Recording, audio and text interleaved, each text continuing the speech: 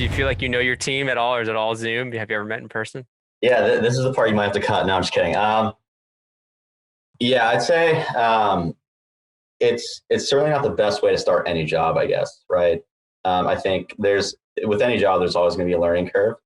And, there's an aspect of camaraderie and getting to know people, things like that you only really get in an office.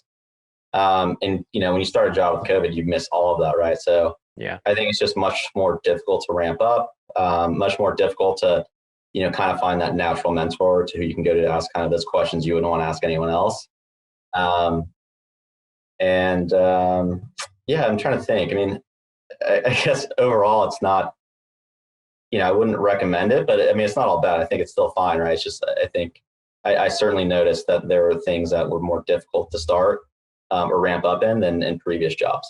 I can tell you, yeah, the first year analysts in banking are like quitting. Everyone's quitting right away. Oh, really? Yeah, there's a high burnout rate from this past year, but things are getting better as things open up slowly. So, yeah, I don't know. I haven't spoken to a ton of people about this, but I heard also banks are kind of adjusting their pay structure, right, to both, I guess, keep people and also get people more interested. oh yeah, quick promotes, higher bonuses. Yeah, they have an attrition problem.